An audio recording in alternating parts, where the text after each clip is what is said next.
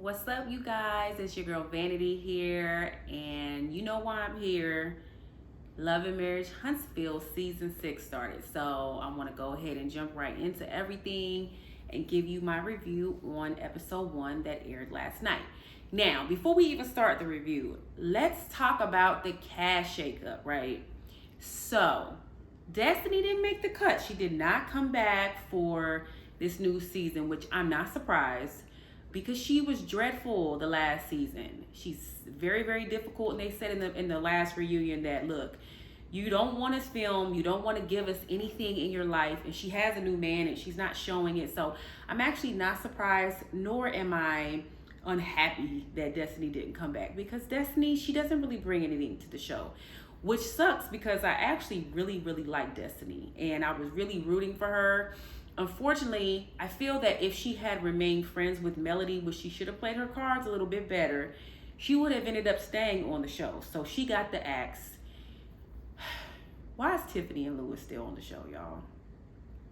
Do y'all like Tiffany and Lewis? Can you please go into the comments? I'm curious to know everybody's thoughts on Tiffany and Lewis. I don't want to say I can't stand them. They were less dreadful last season than they were in their first. But I also feel like they don't really bring much to the show. I feel like Tiffany is gives very much Giselle. Like, she doesn't really want to talk about her own personal testimony, but then she's like picks into everybody else's stuff, which I don't really like that style of reality TV person. Like, I want you to give me all the things about your life. And she's just not likable. We always talk about congeniality on this channel, about, you know, being liked and having a personality where people actually want to be around you and watch you, and she doesn't have that. And we don't really like Lewis either, but they're back. But who I am happy about is Stormy and her husband. I forget what her husband's name is. As the season goes, I always forget her husband's name. But it's funny because I did not like Stormy at the start of season 5. I was like, who is this girl? She just came off the rip with a really bad attitude. But I have really grown to really like Stormy. I always, I kind of go towards, you know, I'm drawn towards people who are very, very real. And Stormy's endearing. She's very real. She works hard. And I like people who keep it a buck. And Stormy is definitely probably the realest person on the show. And she has, I love it that she has money. She's not braggadocious about it. She works hard, and she has all of them. She's running circles around them. So, and I actually like her husband, although he kind of irritated me in this episode. We'll get to that later. But I am happy that Stormy got a full-time position on the show. So Destiny's out, Stormy and Tiffany are in still, and then we have the, you know, the original 6, which are probably never going anywhere. So, all right, let's get into these notes, y'all. Okay, so the episode starts with Melody coming over to see Kimmi. Kimmi says, which is it me, or I'm always really, really surprised by the dynamic of Melody and Kimmi, right? I feel like in season 1 they had that little bump where they kind of were button heads, and it kind of looked like they weren't going to end up being cool. But then they overcame all of that. And during this episode, in this scene, Kimmi is like, you know, Melody has really shown me that she's there for me. We've gotten close. She's been there for me through this cancer, you know, me recovering from this cancer, and which I'm surprised to see, because let's just be honest, I'm indifferent with how I feel about Melody. And that's a whole, I could get into that on a whole other video, but Melody does not always come off as the best friend. Like, she seems like the friend that like almost does things for you to throw it in your face later. We've seen her do that time and time again. So to hear Kimmi speaking highly of her, which is good, because Kimmi, she's my soror also. Kimmi, she can use all the positive energy that she can get. So it's really nice to hear that Melody has been there for Kimmi. So that's great. I love, Kimmy's my favorite, by the way. Like, Kimmi is, you know what, I take that back. I said previously that Stormy is the realest. Kimmy's the realest on the show. She's practical. That's the thing that we all love about Kimmi, right? Like Kimmi is always looking at things objectively. She's fair, and she doesn't let anything slide. She's gonna tell you whether she loves you or not. She's gonna pull you aside and say, no, that's not cool. Like, she's not an enabler. She keeps it funky all the time, and she's fun. And so Kimmi is she's probably one of my most favorite people on reality TV, period, because she gives you all of herself, and she keeps it real, and she's so likable. So I love Kimmi. Kimmi can do no wrong. And Kimmi, there's never been any time where I was like disappointed in Kimmi, which is so amazing. It's nice to have at least somebody on reality TV that you can really look up to and admire. She's a professional, she's a nurse, she's a real estate agent. I mean, Kimmi got it going on. I could go on and on about Kimmi. But anyway, so Kimmi asked Melody about how, Melody just had her birthday, and we know, Melody always talks about how she's a Scorpio. So she has her birthday. Kimmy's like, okay, girl, what you do for your birthday? So Melody's like, I went out of town. And so, Melody don't want to let us know somebody hitting that. She talking about she always goes on vacation solo. Girl, Melody, we be seeing you on vacation. You don't always be by yourself, girl. But anyway, so Melody is like not wanting, to divulge too much about her birthday, but she tells Kimmi that she had a great birthday. So Maurice is there. I love Maurice. He's so super supportive of Kimmi. And, he's kind of just telling Kimmi and telling Melody, like, look, I really, Kimmi just completed her chemo. Kimmi is always on the go. She has all these jobs. And he's like, I really want Kimmi to just relax. Like, which is, you need someone, especially with what Kimmy's going through. She needs her husband to, to kind of bring that balance. So he's just kind of telling Melody that, look, we got to all kind of, make sure that Kimmi relaxes, after this chemo. I know she wants to do a lot, but she needs to just kind of chill. And so when Maurice walks away, Kimmy's like, hey, girl, I know he said that, but look, I'm trying to have this little party to celebrate, the fact that I got through the first part of this journey in curing this cancer, which is the chemo. And so Melody's like, oh, okay, well, I'll plan it for you. Like, let me just take some of this burden off of you so that you can kind of relax a little bit. She offers to plan the party, which is nice. So, I guess, Melody it seems like she's doing a really good job with being supportive of Kimmi, which is great. So, she says that she'll do that. And so Kimmy's like, but girl, I'm inviting everybody. So are you going to, be cooperative with this? Like, and so Melody's like, I guess, which is the right thing to do. Like, if you're planning a party for someone, you can't just invite the people that, if you're going to offer, you got to bite the bullet, and you have to make sure that you have all the people that Kimmi loves and wants there. So that's nice. Melody offered to do the party, and she says that she will make sure that she invites everybody, even the people she can't stand. And so they come to an agreement on that, and so everything's all good with that. Okay, so the next scene, Martell. So really quickly, I just want to give my thoughts on Martell. I have like a love, I wouldn't say hate, because, okay, Martell's fine, right? He's very good on the eyes, but there's something endearing about Martell. I know he's done a lot of trash stuff. I am not making excuses for him, but there's just like something about him that's endearing. I feel like he fights inner battles within himself. Like, he really be wanting to do the right thing, but he just don't be doing the right thing. And I mean, I don't know if you get credit for like wanting to do the right thing, but it's something about him. Like, I guess I love the way he loves his kids. Like, he is like the best dad. He seems like he's in love with his kids, and he does all the right things for his kids, and he's there for them. So that's always very attractive. He's good looking. He's in the gym like I am. I always admire a man in the gym. But then, I just feel like he fights inner battles within himself. And I think that that's the dilemma, that it's like we want to really love Martell, but it's like, Martell, you have done so many trash things. And it's sad because I think that he has hardened Melody so much. And you see, like, Melody is just like cutthroat. She just don't give a damn. And I feel like, because I have been there where a man hurt you so badly where you're like, just F the world. And I really feel like that's why I give Melody grace, because I feel like that is what has happened through this situation with Martell. Martell has hurt her to the bone marrow. And so I just think that Melody, it's just parted her. And unfortunately, I feel like that is manifested in her relationships with other people. And it's not even necessarily their fault, but she just doesn't know how to express herself any other way, because that's where she's at in her life. So anyway, I just say that to say, like, I really like Martell, and I feel the sincerity from him. And in all sincerity, like, I do feel like he's still in love with Melody. I think that, or maybe not in love, but he still loves her, and you can tell, because he always rides for her even when they're in a bad situation.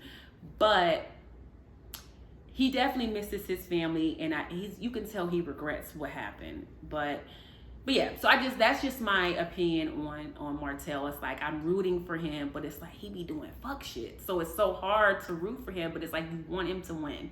But anyway, so he's at the spa, and he's getting a facial or whatever, and then he makes a comment. He's like, oh yes, I just love when women touch me. Yeah, we know, Martell. We know.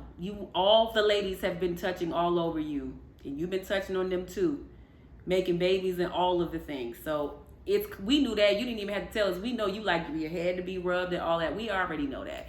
So anyway, so his mom comes, and I like Martell's mom. Let me be careful, because I don't want to talk about nobody's mama. Martell's mom, although we love her, she's very sweet, she's problematic.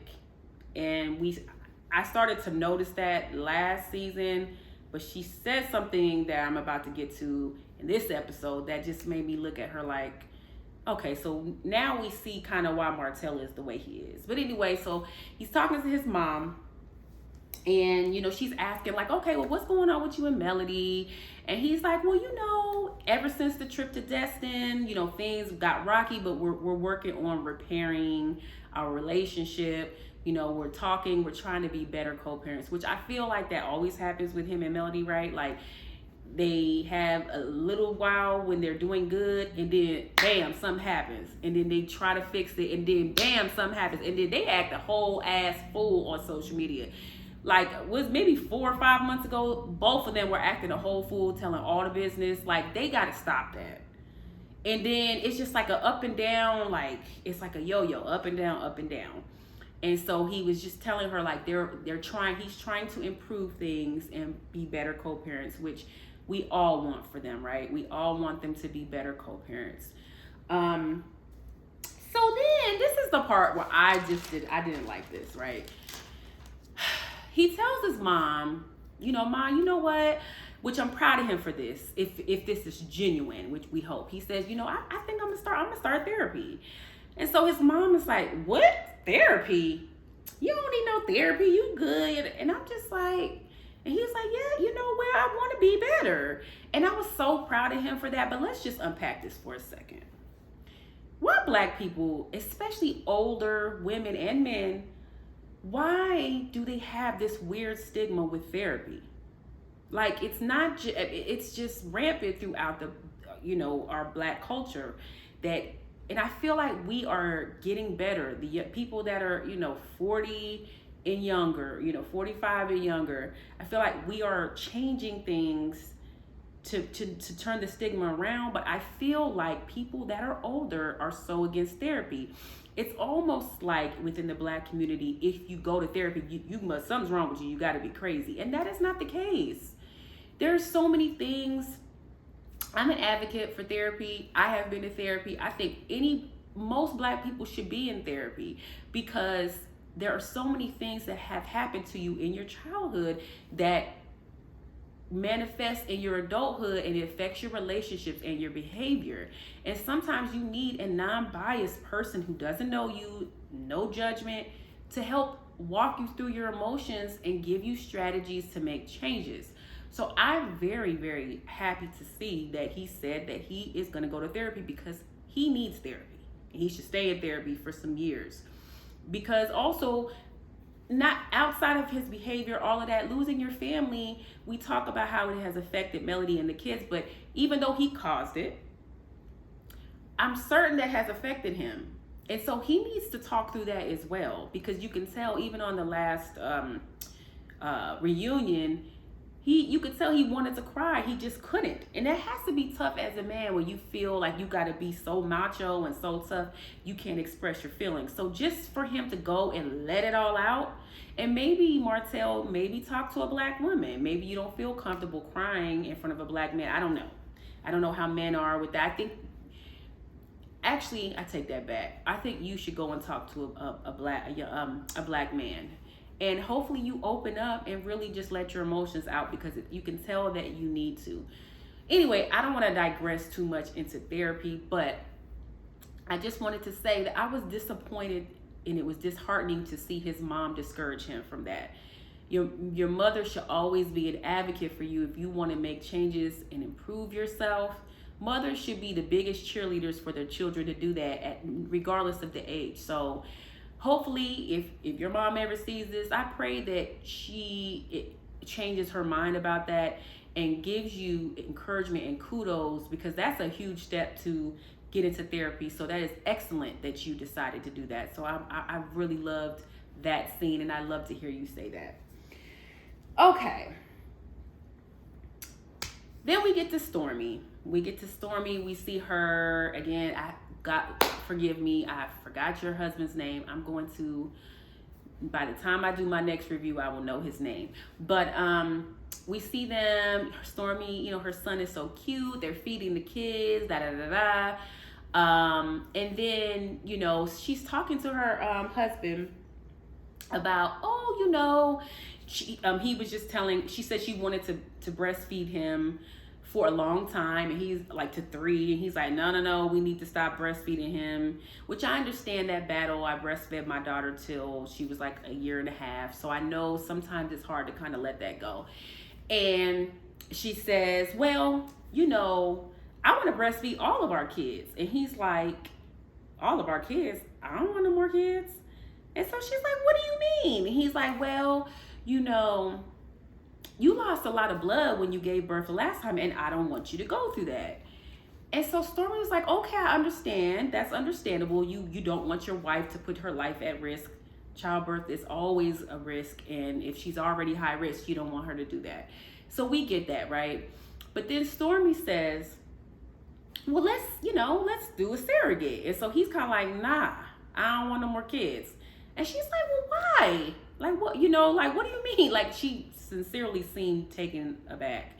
And he's like, well, I don't want no more kids. And I just don't want to talk about it. And she's like, well, why? And he's like, because I said, and I don't have to give you a reason, and let it go and drop it. So of course she's upset he's like, look, we might as well go ahead and talk about the chicken that we about to eat, because I'm not talking about this anymore. And so naturally, as I would be, she was really, really upset about that. And so let me just say, let's unpack this. It is so frustrating when you are trying to have a conversation like that, and maybe he didn't want to talk about it on camera. Let's go with that. I'm gonna say maybe hopefully they revisited this off camera, because this is a sensitive subject. Maybe he didn't want to talk about it on camera. But it's like really frustrating when you want to talk about something important like that, and then your husband is just shutting it down. That wasn't cool. That is not effective communication. And I hope Stormy girl, I hope that he doesn't handle all the situations like that, because you's in danger, girl. If that's the way he's handling all of this stuff that y'all talk about, you guys probably need to go to marriage counseling, because that's not effective. That would drive me crazy. I was actually surprised to see that from him. Although, he's usually pretty quiet, so we don't know as much of his personality. We're getting to know him. So that kind of took me by surprise. I wasn't expecting for him to respond to you like that. But if you guys are communicating like that, that's not a good sign. So I don't know. I don't know what to tell you. He seems like a great guy. I still like him and I really like you, but you know, if that's indicative of how you guys communicate normally, you definitely probably want to work on that, because that's not an effective way to solve anything. It's okay to say, let's talk about this later, but for you to just pretty much shut her down and not speak to her and tell her forget it, that is about something as serious as having another kid. That's a conversation you guys got to kind of talk through. You can't just shut that down. So I didn't like that. That wasn't cool. Where we at? Oh, okay. So then we see Melody, and I love Melody and Martell's kids. Sugar Mama is, oh my God, I just want to eat her up. She's so cute. I see her, all the stuff that Melody posts, Sugar Mama. All the kids are adorable. Their son is such a gentleman. The other two little girls are beautiful. They have the most beautiful skin. You guys have beautiful kids. They are raising some very, very well-mannered kids. So I love to see kids with good manners, and I just love Sugar Mama. She's like so adorable. But anyway, so she's it's Christmas. They all have their little Christmas outfits on. They're making like, Christmas pretzels. So any scene with Melody and Martell's kids, I love it. I love to see them. So then Melody starts to make calls for, she's putting the party together for Kimmi, right? So she's making calls. And so, she starts kind of going down the list, and then she calls Tiffany. Tiffany's cool. Everybody kind of seemed, Melody has a burner phone, which she doesn't want anybody to have her number. I don't get it, but okay, girl. So she doesn't want anybody to have her number. She's making calls from her burner phone. She calls Tiffany. Tiffany's like, oh, who is this? Mel? She's like, this is Mel. And Tiffany's like, oh, okay, girl. And she invites her, whatever. She moves along. She calls Tisha. Tisha's like, super dry. She's like, this is Mel. And then it got like 5 seconds of awkward silence. She's like, oh, okay. And then she invites Tisha, whatever. Then she calls Stormy, right? And Stormy, she had to tell Stormy it was Mel like 3 times. And Stormy's like, is this your new number? Like, why are you calling me from this number? What did Mel say? She said, no, this is temporary. And I was just like, what does that mean? Temporary number? Ain't nobody got no temporary number, you weirdo. You could have said this is my Google Voice, or I don't know. But she said it was her temporary number, which I thought was very odd.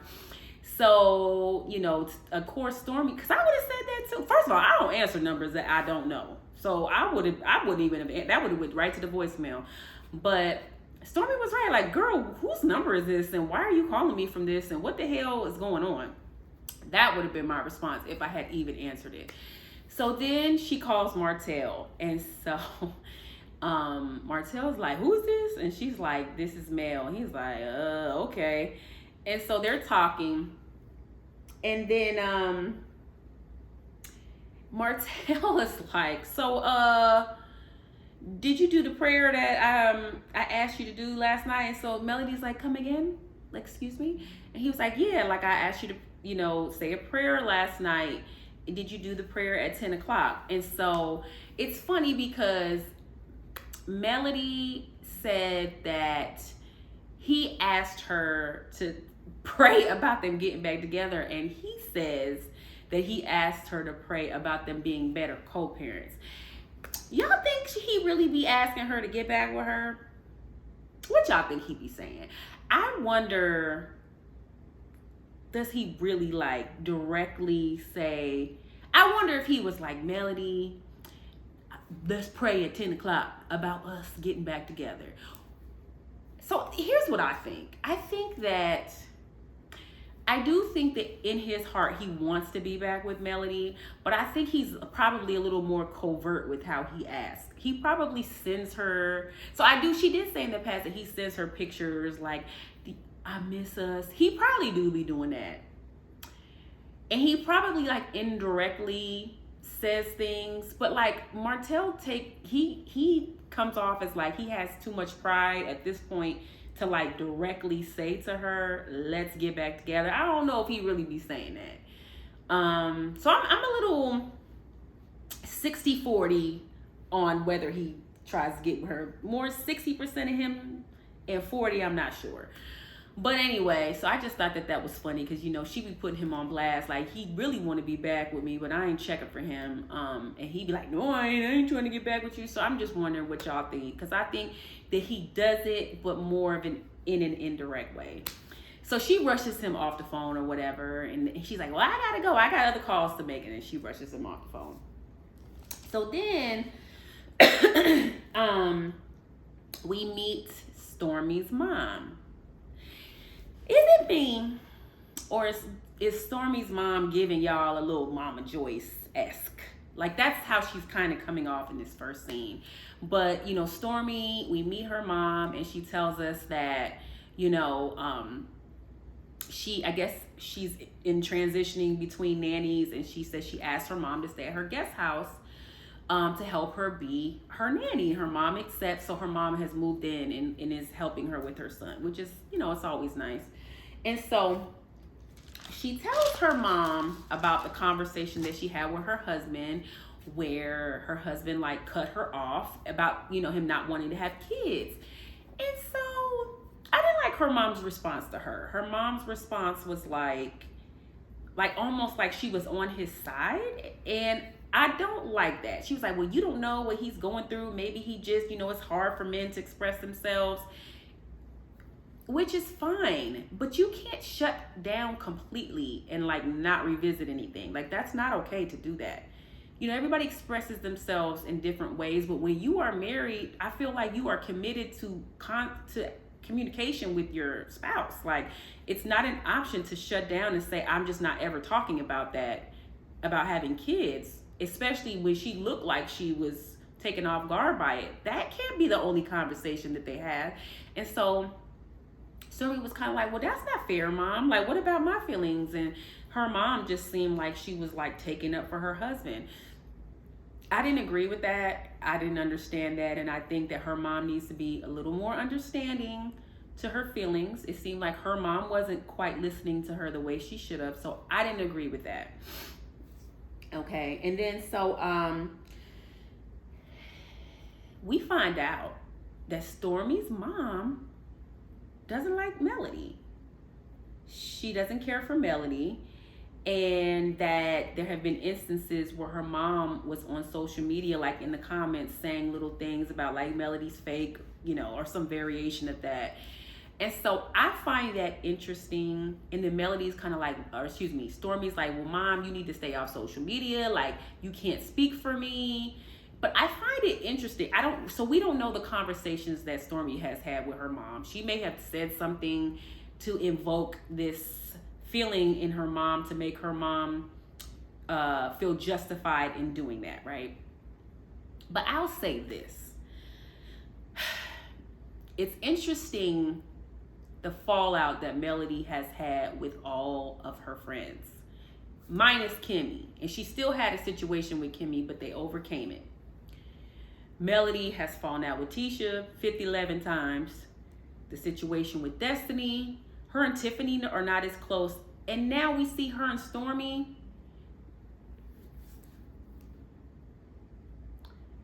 I'm just saying, coincidence? I don't think so. I think that, you know, and Melody always says, well, I have friends that I've been friends with for 14, 15 years. These are not my real friends, but there are patterns, Melody. I'm just saying. And the last reunion, Martell said and told Stormi, like, watch out. I'm telling you, the same thing is going to happen to you. I mean, Melody, it's looking like you're the problem. I mean, for you to fall out with everybody, and you and Stormi was cool. And I think part of the problem with Melody is that Melody just like discards people, and it just like throws them away for no reason. It seems like that has happened time and time again, and there's no rhyme or reason for it. It's like, why? You know, why? We'll get to this. I was about to say something, but we'll get to it in a second. But anyway, so yeah, I just said all that to say it's interesting that her mom kind of caught onto that, and she's expressing to Stormy that she doesn't care for Melody. And Stormy is just like, Mom, chill out, get off social media, let me deal with it. I don't want you getting into, that's the right thing to say. Like, Mom, stay out of it, because then we have a situation like we had with Miss Wanda where, Melody's confronting your mom, and we don't want that. Like, because you say something to my mom, it's going to be a problem. So I just think all the moms should stay out of it. Like, just stay. I mean, I know they're on the show and you can make your commentary, but like, don't be on social media making comments, and don't say nothing to Melody. Just stay out of it. Okay, so next, everybody meets up at the little golf place to celebrate Kimmi. And so, it's real cute. Melody told she decorated the place with like the pink flowers, and everybody shows up in their pink. So everybody looks super cute in their pink breast cancer awareness color. And, everybody starts to kind of arrive. And so Martell gets there, he brings his flowers, and then Tisha and Marceau get there. It's kind of awkward because none of them really fool with Melody. So she's the one that planned it, but it's like half the people that are there, you don't really fool with. So everybody comes and they celebrate Kimmi. All of that's cute, all that's nice. And so Martell, good old Martell, he kind of corners Melody, kind of gets her, to the side. And he's like, okay, so how the kids doing? The kids good? And she's like, yeah, they good, they cool, they at the house, they chilling. I'm sure her mom probably was watching her, one of the 12 babysitters that Martell always says that she has. She's like, they cool. So then he's like, so did you do the prayer? And so Melody's like, if this Negro asked me about this prayer one more time. So she's like, nah, like I kind of forgot about it. So he's like, Melody, why you acting like this? And why you doing this? And it's just like, Martell, just let it go. Melody is not checking for you. That ship has sailed. I think you have done her so dirty that even if she wanted to so much inside, she wouldn't even allow herself to go there with you. So stop asking about this prayer. So Melody's kind of like, no, I didn't do the prayer. Leave me alone. And so he's just like kind of getting on her, like, stop acting like that. We supposed to be working, and we trying to work together to be better for da-da-da-da-da. And she's like, whatever, God has delivered me from you, so I'm not checking for nothing that you're talking about. I'm praying, but you're not on my prayer list, okay? So just let it go. All right. And so Stormy pulls Melody to the side, and she's kind of like, what's up, girl? What's going on? Like, I haven't talked to you. I saw you at the reunion, you barely spoke to me, after that, I, came up and talked to you, said you were going to, we were going to talk, and I haven't heard from you, in 4 months, like, what's going on? And so, Melody's like, oh, nothing, nothing's going on. Like, I don't have any problem with you. Everything's good. And so Stormy's like, yeah, but I text you several times and you haven't responded. And so then Melody's kind of like, oh, yeah, because I changed my number. And Stormy's like, huh? And Melody's like, yeah, like, why didn't you DM me? And Stormy's like, why would I DM you? And she made a point. She's like, I've never had a friend ask me to DM them when Melody, you cannot boo-boo. You can't change your phone number on people and then expect them to DM you. If you change your number, you need to contact people that you care about and let them know you changed your number and give them your new number. It is not Stormy's responsibility when you changed your number to reach out to you and to follow after you, chase after you. No, when you change your number, you need to, the courteous thing to do is to send out a blast text or whatever and say, hey, I changed my number, you guys, for the people that you obviously didn't want her to have your number or she would have had it. That's just it. Maybe Stormy probably was thinking that y'all was closer than y'all were. You didn't want Stormy to have your number, and that's why she doesn't have it. But the audacity, that's what I'm saying, like, Melody does things like that. And so she always talks about, okay, like after each season, I need to detox, I need to retreat. And all of that's fine, right? But like say that. Say, look, the season's over, y'all. I'm going to get going, get ghost for a while, get missing. I just need, and I get it. Like you probably are filming every day. 8 hours a day. It's invasive. It's too much. Like, you probably want to detach from Love and Marriage Huntsville in between seasons. I get that. But like, communicate that to people.